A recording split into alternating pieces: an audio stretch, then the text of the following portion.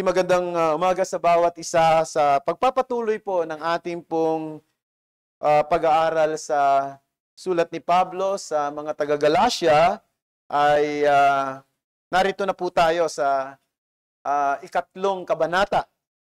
At ito pong ating series, tulad ng lagi nating sinasabi, ay pinamagatan po nating The Gospel of True Freedom.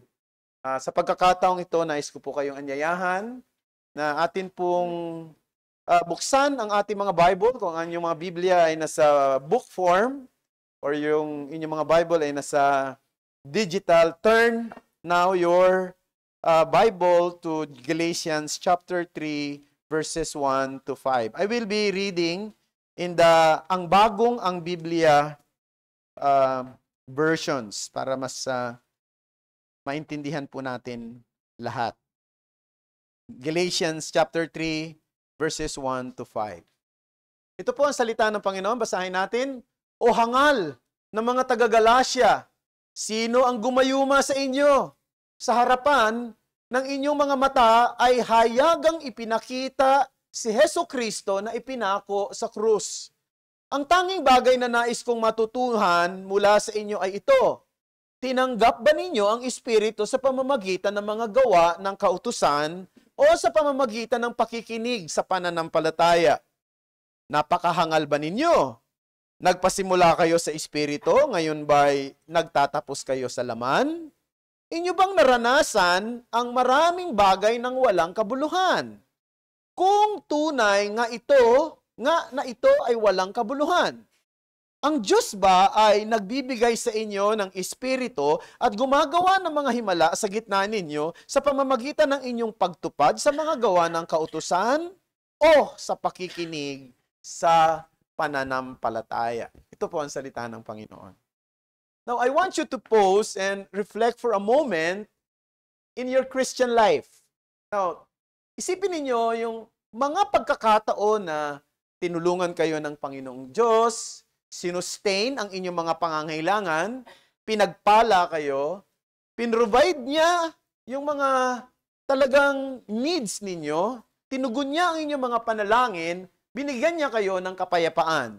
Now, tanungin ninyo ang inyong sarili, bakit kaya ginawa ng Diyos yun sa akin? Why did God do all this for me? Ginawa ba niya yun dahil merong kang ginawang mabuti sa kanyang harapan? O gumawa ka ng dakilang bagay para sa kanyang kaharian?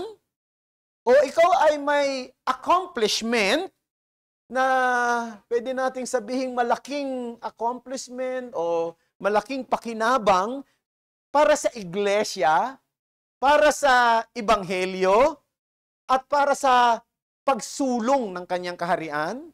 Kaya sinabi ng Panginoong Diyos, dahil you have done great things for me, ikaw ay gumawa ng dakilang bagay ngayong linggong ito.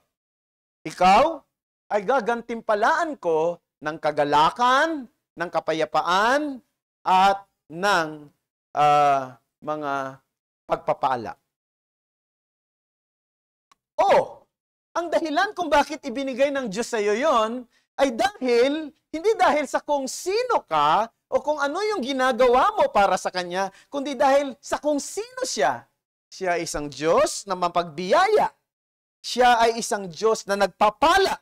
Siya ay nagbibigay ng libre maging sa mga hindi nararapat na tao na tulad natin. Ako'y nagtitiwala na alam nyo na ang inyong sagot sa bagay na yan. Alam na natin ang sagot na tayo ay tumatanggap ng pagpapala dahil ang Diyos ay Diyos ng biyaya. Hindi dahil sa kung sino tayo, kundi dahil sa kung sino siya. Lahat ng bagay mula sa simula, mga kapatid, ay galing sa Diyos.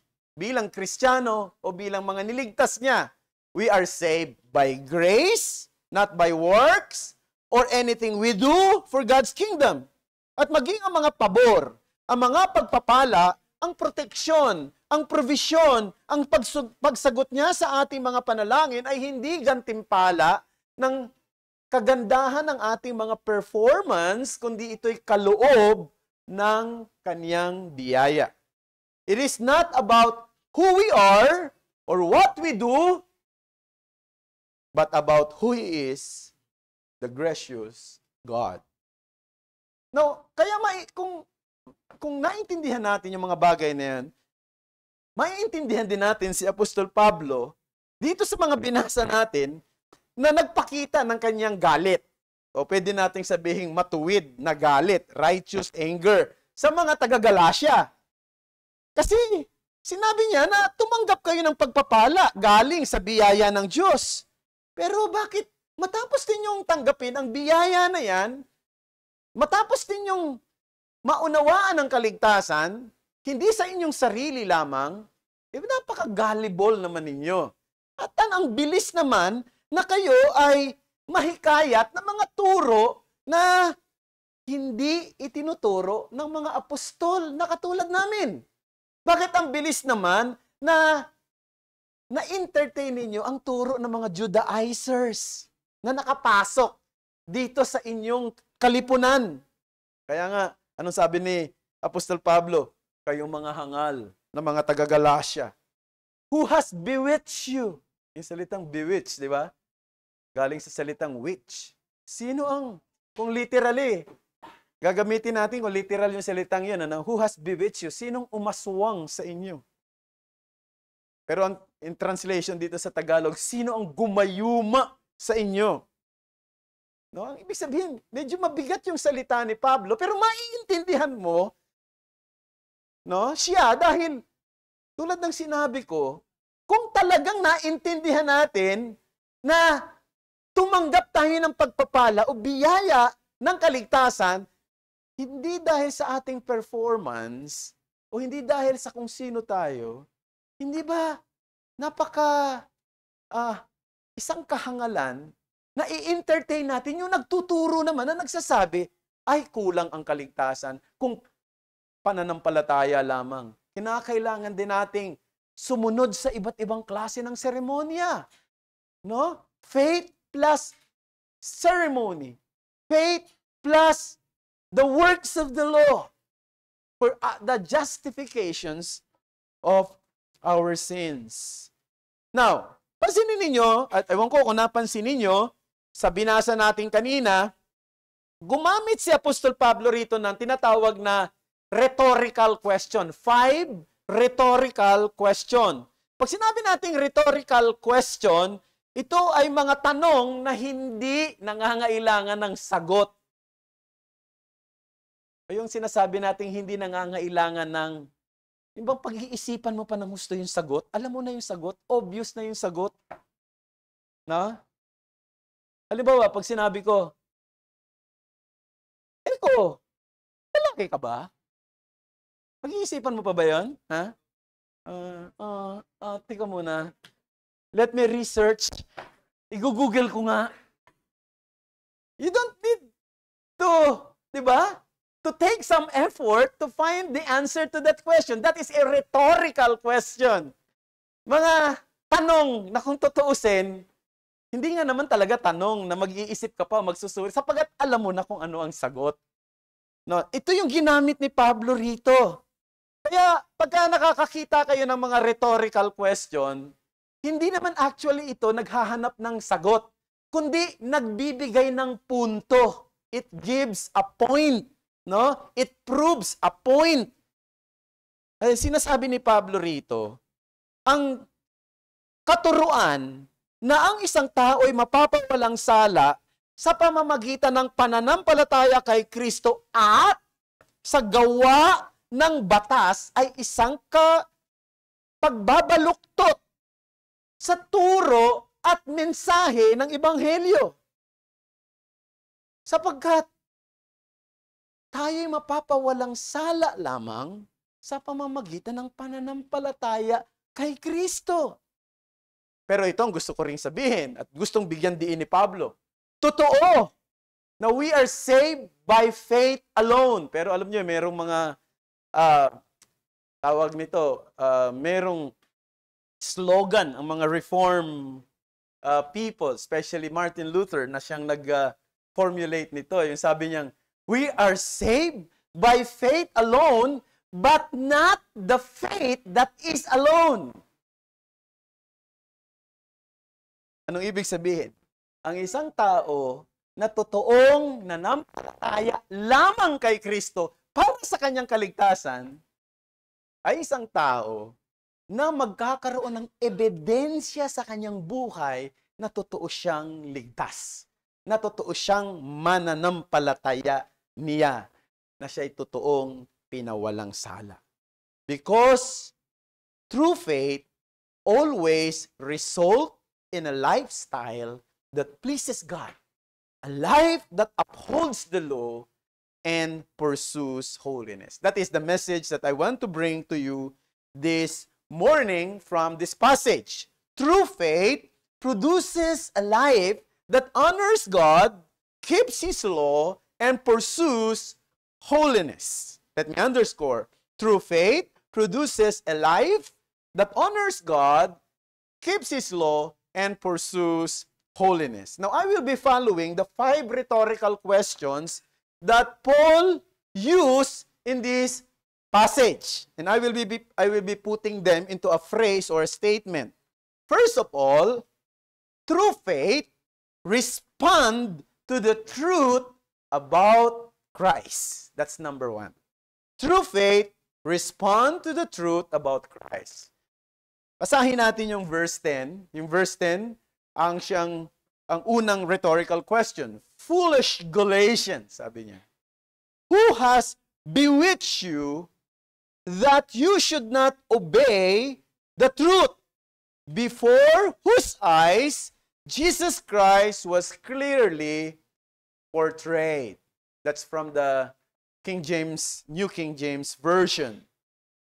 Now, as I mentioned, yung expression ng anger dito ni Paul, ginamit niya yung salitang foolish. Sa Tagalog, hangal. Sa wikang Griego ay anotos. O, pag binaybay mo ng salita, ano etos? O, yun ang nakalagay doon. Ano etos? Foolish. Which literally points to a failure to use intelligence. Now, remember this, he was not suggesting that the Galatian had a mental deficiency. Hindi niya sinasabi, kayo mga taga-Galatia, sira ang pag-iisip ninyo o may mental defect kayo. Hindi yun ang sinasabi niya. Kasi alam niyo mga kapatid, sa New Testament, meron pong available na Greek word na ginamit yan sa New Testament yung salitang mental deficiency. At ang ginamit na salita ay moros. Doon ang galing yung salitang moron. No? Hindi yun ang ginamit ni Paul. Ang ginamit niya ay, ano etos? No? Ano to? Parang ganyan. Ibig sabihin, it highlights a lack of spiritual perception. In other words, they were failing to think consistently, logically, and biblically. Kaya nung sinabi ni Paul dito, sino ang gumayuma sa inyo? Hindi siya nagsasalita literally na may talagang nanggagayuma na, 'di ba? Yung mga alam niyo yung mga nanggagayuma, kunyari merong papaamoy sa iyo, biglang makakalimutan mo kung sino ka. O kaya merong papapikitin ka pagkadilat ng iyong mata mo, iba na yung nakita mo. So parang gano'n, hindi naman gano'n. Pero sinasabi ni Paul, parang kayong gano'n. Parang gano'n ang nangyari sa inyo na merong bigla na lang bumanlong sa inyong mga mata. Meron na lang biglang naglagay ng ulap sa inyong mga ulo para hindi nyo makita kung ano yung tama. Hindi nyo ginamit ang inyong isip. Hindi kayo naging logical. Hindi ninyo tiningnan ang tinuturo ng mga apostol. Alam nyo mga kapatid, hindi naman to bago Maging sa panahon natin ngayon, marami maging sa Christian community ay nahihikayat sa mga ganitong gawain na hindi ginagamit ang isip. Hindi tinitingnan yung batayan ng ating pananampalataya, yung Biblia. Nahihikayat napalayo sa isang sound doctrine, patungo sa isang paniniwala na magandang pakinggan, pero hindi naman talaga nakabatay sa banal na kasulatan. Kasi nga, medyo appealing sa emosyon, appealing sa pakikinig, nakakakiliti sa tenga ang mga sinasabi, at maging ang mga pangako ay parang, di ba, masarap pakinggan tulad ng prosperity gospel. No? Tulad ng pangangaral patungkol sa kung ikaw ay may pananampalatayang totoo, sasagana ang buhay mo. Lahat ng pwede mong gawin ay mangyayari. Lahat ng pwede mong hawakan ay pwedeng maging ginto. Nakatulad ni Haring Midas, na lahat ng nahahawakan ay nagiging ginto. Pero yun ay kathang-isip lamang.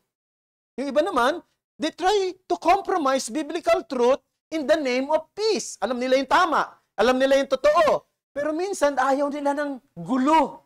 Ayaw nilang makipagkagalit. Kasi pag sinabi mo yung tama, pinagsabi mo yung totoo, may magagalit sa iyo. Meron ko kontra sa iyo. Maaring may lumayo. It's because in the name of peace, siguro, ang sabi ng iba, di ba? Let's meet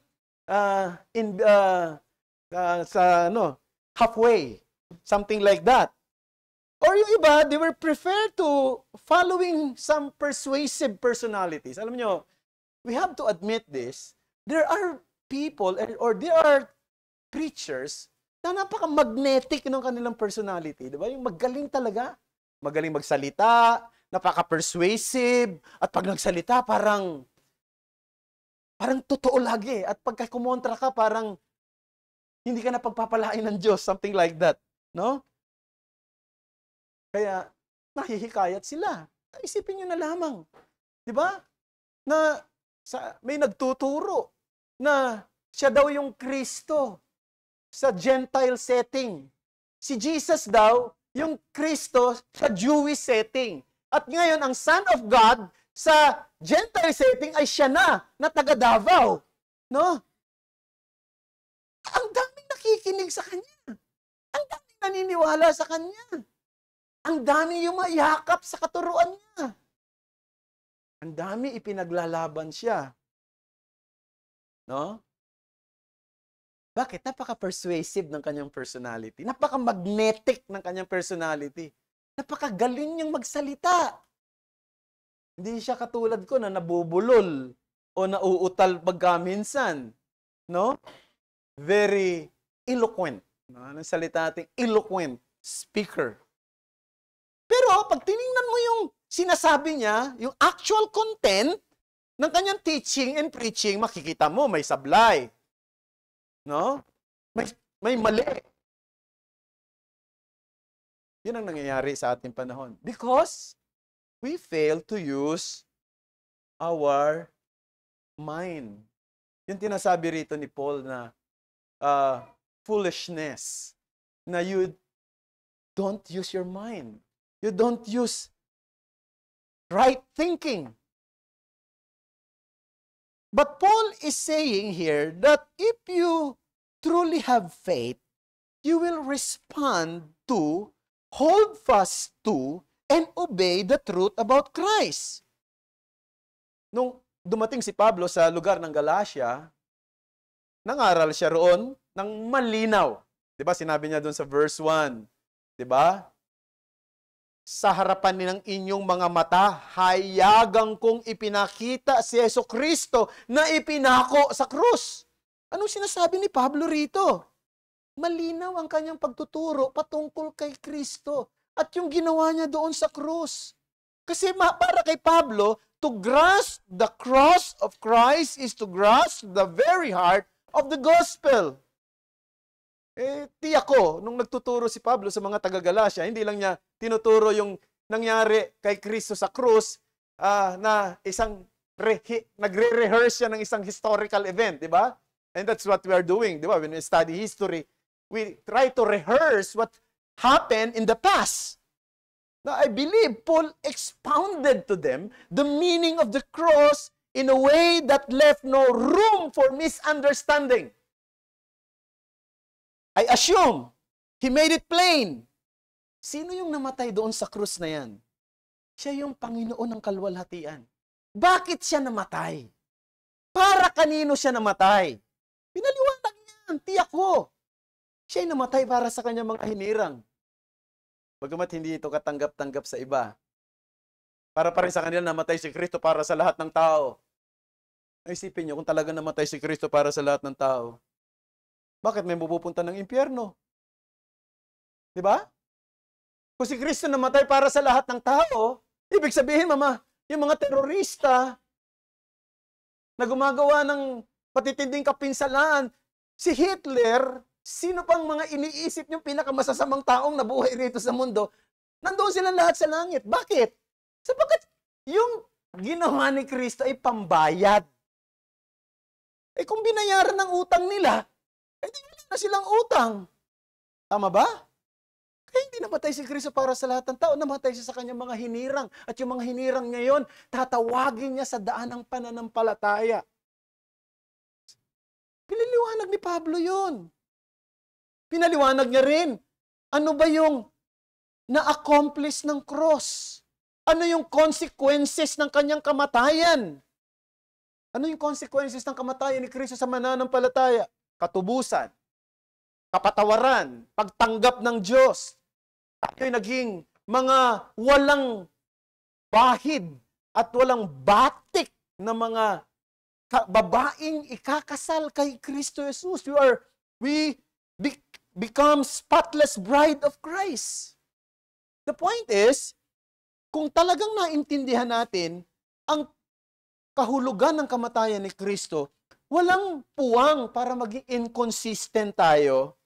Hindi natin pwedeng yakapin ang iba pang mga aral na tataliwas dito. So yun ang unang bagay. True faith, respond to the truth about Christ. Now, secondly, true faith receives the Spirit in his life. Verse 2. Let me ask you only this. This is another rhetorical question. Did you receive the Spirit by the works of the law or by hearing with faith? Now, clearly, the Galatians knew exactly what the apostle was talking about. Kagandahan dito, mga kapatid, itong mga taga-Galatia na sinabihan niya mga medyo may kahangalan din kayo, no? Medyo hindi nyo ginagamit ang isip nyo. Pero kung tutuusin, ang turing pa rin niya mananampalataya sa kanila, di ba? Ina-address niya sila bilang mga mananampalataya na tumanggap ng banal na espiritu. Kasi ang totoong mananampalataya, may banal na espiritu sa kanyang buhay. Tama ba yon? Romans 8:9b. The Spirit of God dwells in you. Anyone who does not have the Spirit of Christ does not belong to Him. So, ang isang tao na nanampalataya kay Kristo, may Espiritu Santo sa kanya. Napaka-remarkable na maging ang mga error-prone Galatian were indwelt by the Spirit of God. The Spirit was received together with faith in Christ. Not as a reward for keeping the law. Yan ang sinasabi niya, no? Tinanggap ninyo ang banal na Espiritu sa buhay niyo, hindi dahil sumunod kayo sa batas ni Moses. Hindi ito gantimpala dahil gumawa kayo ng magagandang bagay. Rather, ito ay biyaya na kaloob ng Diyos sa sino mang nanampalataya sa finished work of Christ. This is what Paul meant when he said, you receive the Spirit by the hearing of faith. You receive the Spirit by the hearing of faith. The Spirit enables us to understand the gospel. Diba? Bakit mo naintindihan ang Ebanghelyo?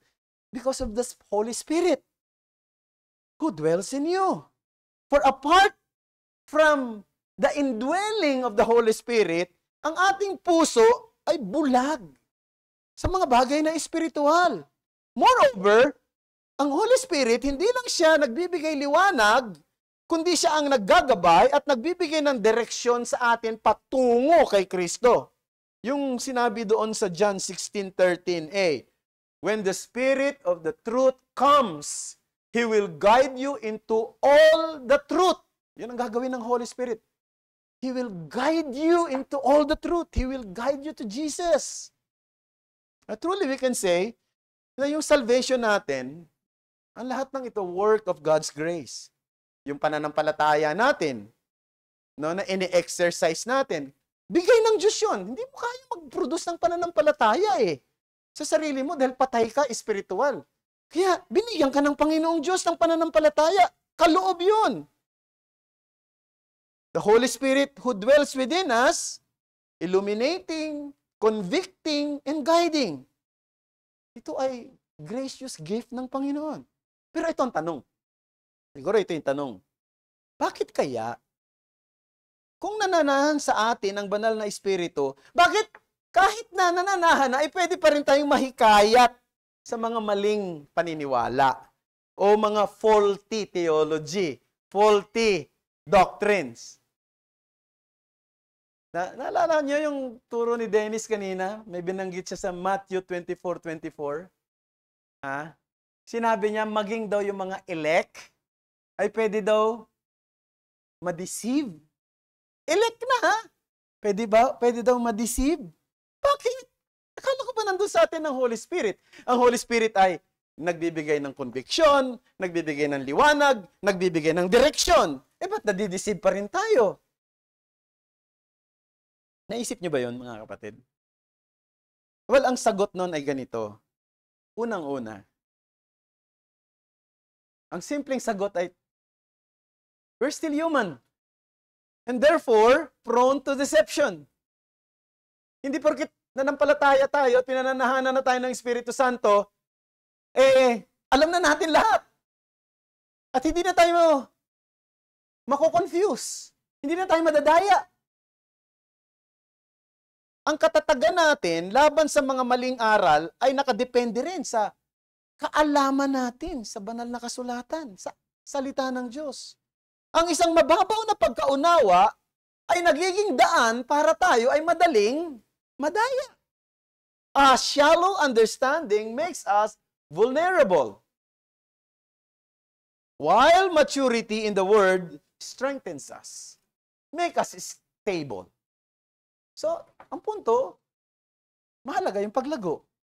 Mahalagang lumalago tayo sa kaalaman. Mahalagang nag-aaral tayo ng theology. Mahalagang nag-aaral tayo ng doctrine. Mahalagang nag-aaral tayo ng salita ng Diyos. Nagbe-meditate tayo. Nagde-devotion tayo. Nagbabasa tayo ng mga aklat na maaaring makatulong sa atin para lalo nating mapalalim ang ating kaalaman sa kanyang salita. We must grow in our personal relationship with Christ. Kasi, ang role ng Holy Spirit, hindi siya yung magpapalago. Hindi siya yung gagawa ng paglago para sa atin. Hindi rin siya yung gagawa ng maturity para sa atin. Hindi rin siya yung mag-aaral para sa atin. No? Para bang yung, di ba, yung mga, naalala ko nung mga anak ko kasi, di ba, mga paces sila nung araw, elementary. No? Yung mga, alam niyo yung mga paces, di ba? Yung mga no. So, tuturuan ko. O, halika, anak, basahin. Bandang huli, ako nang sumasagot di ba? Parang ganon, di ba? Hindi dapat ganon. Kundi, ikaw yung nag-aaral. Ikaw yung nagpapalago. Pero ang Espiritu Santo, ang trabaho niya, bigyan ka ng liwanag. I-convict ka. Bigyan ka ng pangunahan ka. Ang trabaho natin, maging tapat na gawin ang ating responsibility na mag-aral, sumunod, at maging responsible sa ating service. In this way, we labor diligently. The Spirit is actively at work in us. When we labor diligently, the Spirit is actively at work in us. Now, let's go to the third heading.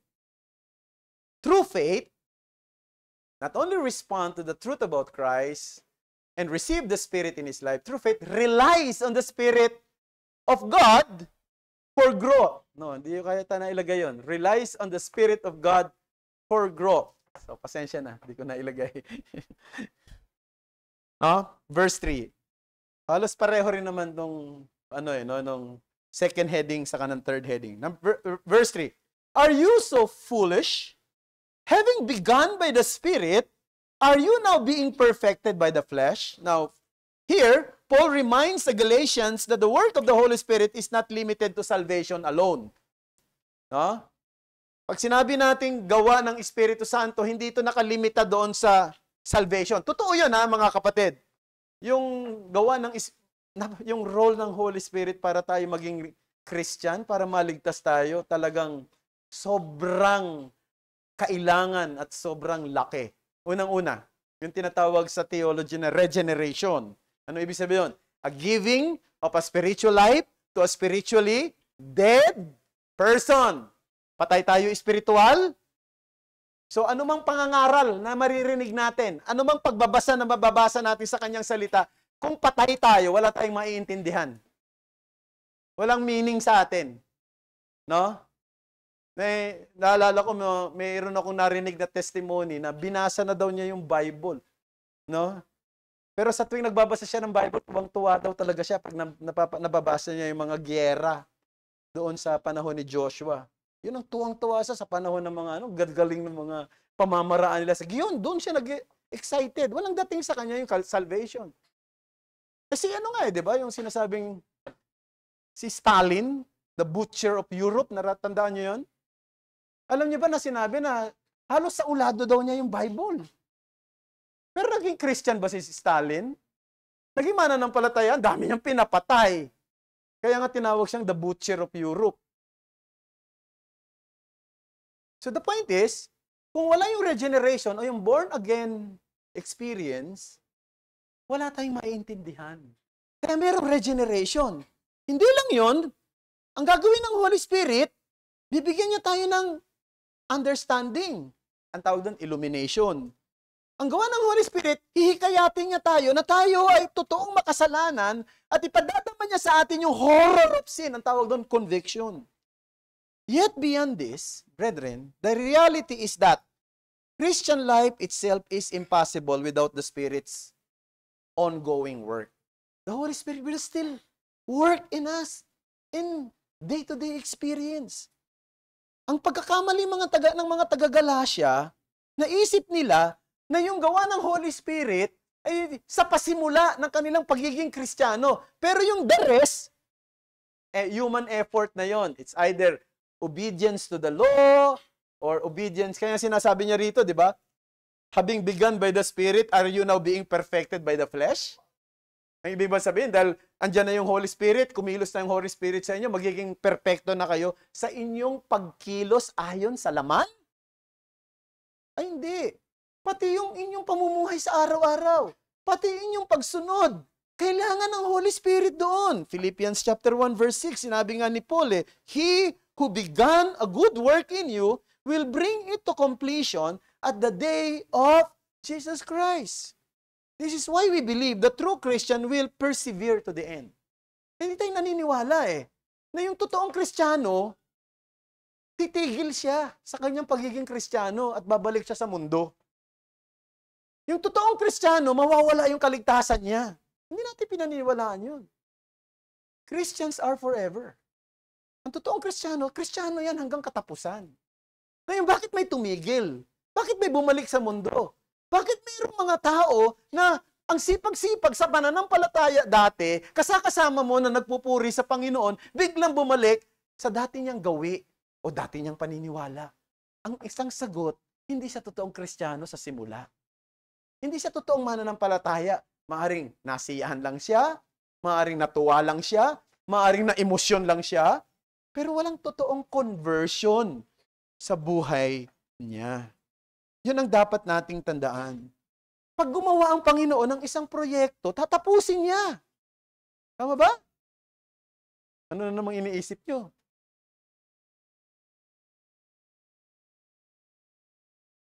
No? Yung mga contractor na gumawa ng groundbreaking, pero walang tinapos na project. Hindi ganun ang Diyos. Ang Panginoong Diyos ay nagsimula at tatapusin niya kung ano ang kanyang pinasimulan. He who began a good work in you will bring it to completion at the day of Jesus Christ. God never abandons His work. The Spirit ensures that the believer continues.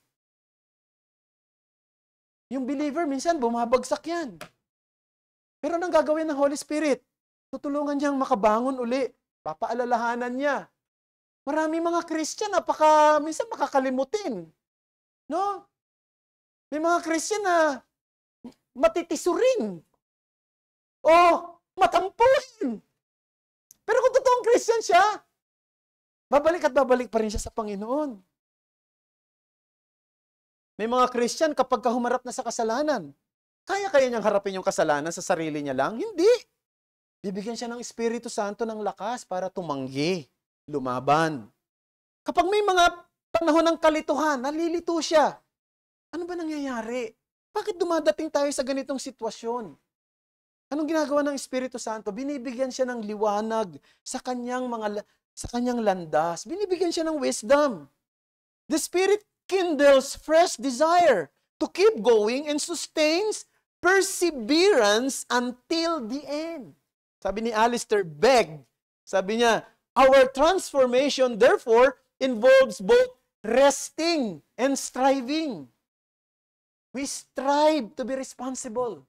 Nagpupunyagi tayo sa ating buhay Kristiyano na maging responsable tayo. Pero nilalagak natin sa Holy Spirit ang lahat sapagkat siya lang ang pwedeng magbigay ng kakayanang maging posible ang ating pamumuhay Kristiyano. True faith relies on the Spirit for growth. Number 4, true faith reaffirms the validity of sufferings. True faith reaffirms the validity of suffering. Verse 4, did you suffer so many things in vain? If indeed it was in vain. Now, another rhetorical question, brethren.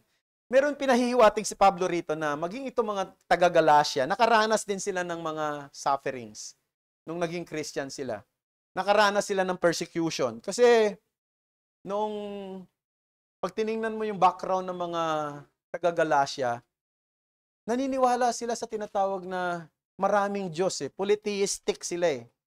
No? At hindi lang yon, ang epekto nung tinatawag na kulturang pangrelihiyon ng mga Griego dumating sa kanila .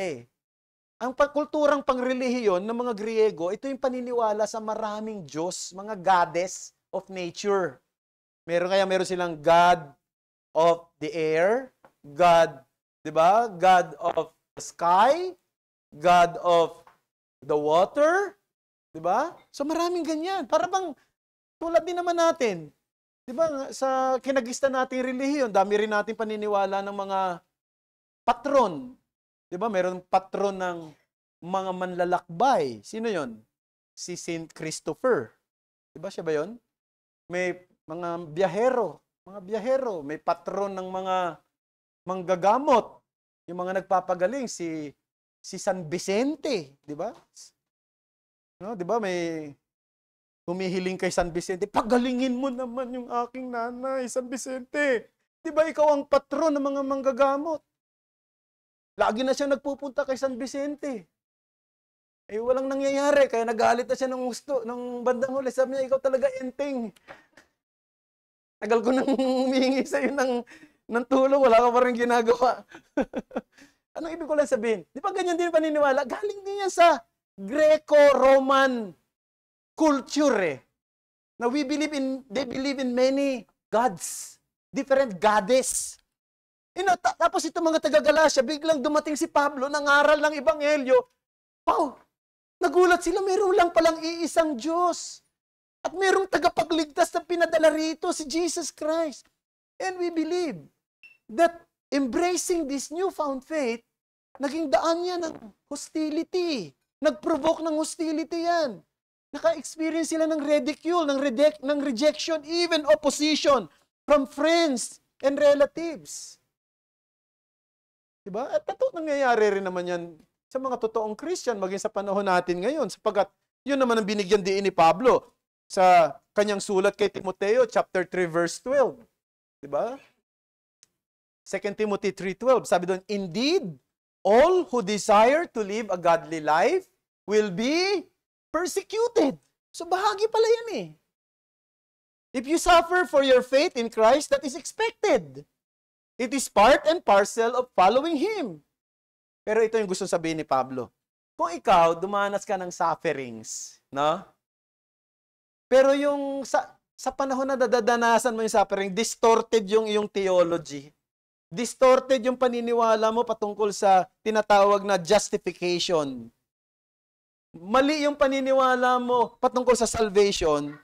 Ang sabi ni Paul, then your suffering is in vain. Walang kabuluhan ang iyong suffering. It yields no eternal profit. Parang, di ba, may sinabi si Paul, 1 Corinthians 13:3, naalala nyo? Though I give up my body to be burned, but have not love, it profits me nothing. So yun, parang ganun yun eh. Di ba? O sige, pinasunog mo na yung katawan mo para ipakita yung sakripisyo mong napakatindi. Pero wala ka daw pag-ibig. Sabi niya, sinayang mo lang yung buhay mo. No? Sinaktan mo lang ang sarili mo. Ang isang tao na dumadanas ng suffering, ng persecution, pero mali yung kanyang paniniwala pagdating sa salvation, sabi, it profits natin. Sayang yung suffering na yan. Talagang naghirap ka lang talaga ng walang kabuluhan. Sapagat yung sufferings ng totoong Christian, yun ang may kabuluhan, yun ang may eternal value. Yan ang sinasabi ni Paul dito.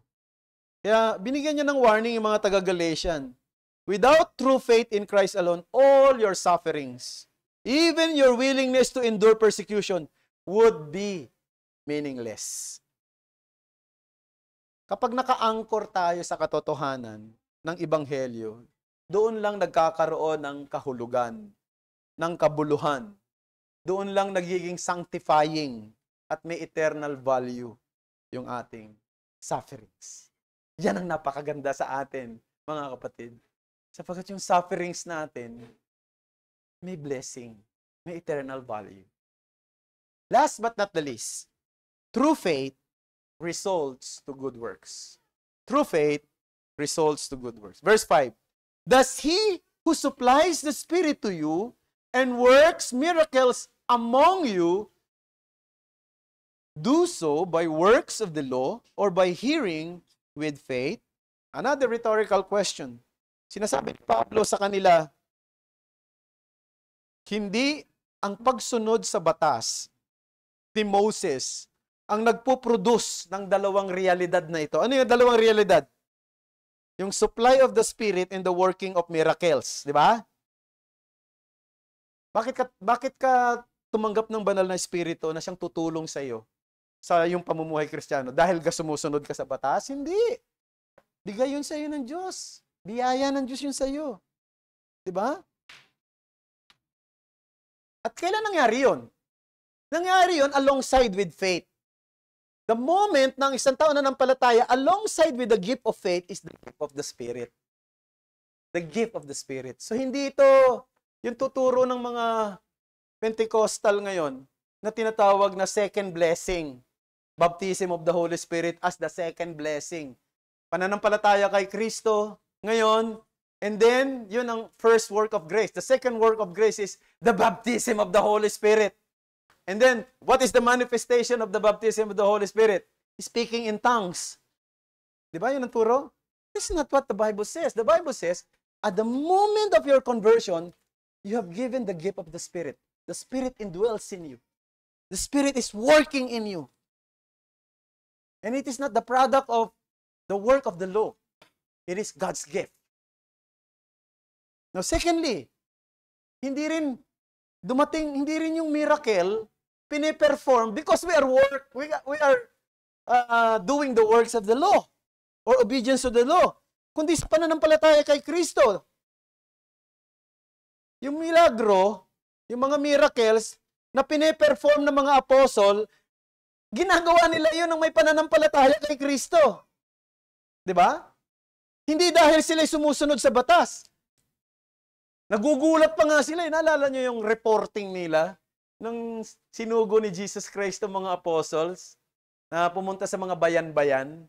Pag-report nila, sabi nila, nagulat sila. Alam mo ba, Panginoon? Maging yung mga demonyo lumuluhod. Nagulat sila. Kasi iniisip din nila sa kaya ba namin gawin yun on our own way?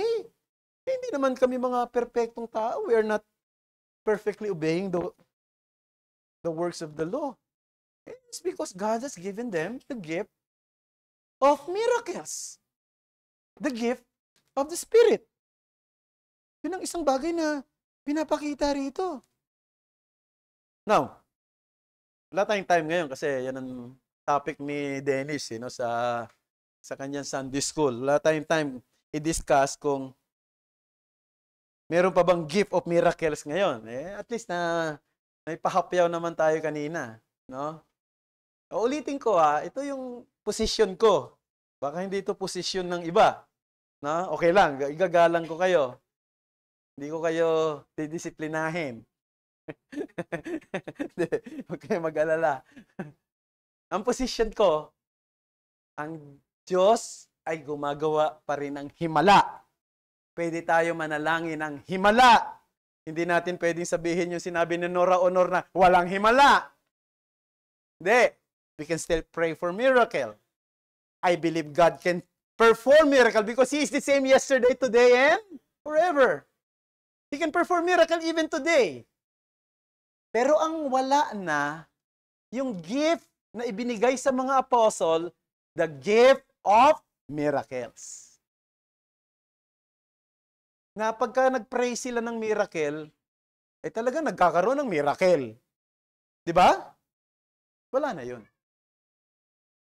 Pero yung miracle, pwede pa rin gawin ng Diyos ayon sa kanyang sovereign will.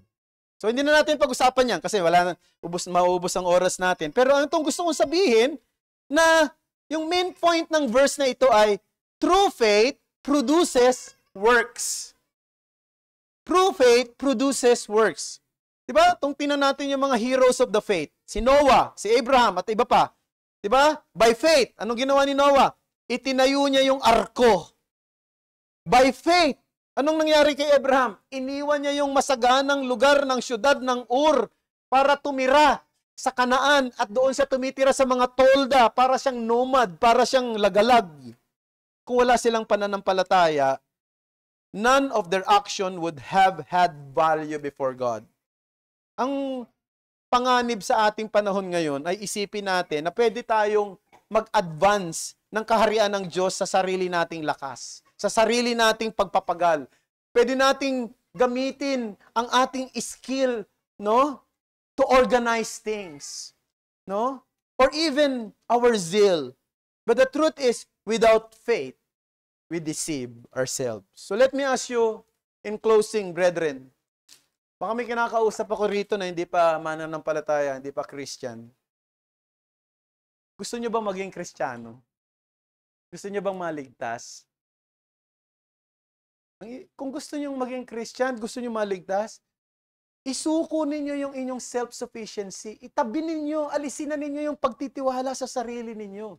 At pagtitiwala sa pwede ninyong gawin. O sa anumang bagay, ilagak ninyo ang buong tiwala kay Kristo na namuhay ng matuwid, namatay sa mga makasalanang tulad natin, at muling nabuhay para sa kaligtasan ng isang makasalanang tulad mo. Bigay mo yung pananampalataya mo sa Kanya nang may pagsisisi. Ngayon, sa ating mga Kristiyano rito, gusto ba natin magpatuloy sa ating pamumuhay Kristiyano hanggang katapusan? Then live by faith. Mabuhay tayo at mamuhay tayo ng may pananampalataya rin. For only faith in Christ produces perseverance. Ang pananampalatayang totoo kay Kristo ay nagpuproduce ng pagtsatsaga, pagpapatuloy, mabubuting gawa, at isang mainit na pagsamba, pagmamahal sa iglesia, pagmamahal sa mga taong naliligaw ng landas, pagkakaroon ng katapangang tumayo para sa katotohanan. Tandaan nating lahat, we are Christians from the beginning to end, only by the grace of God, through faith in Christ. Let us pray.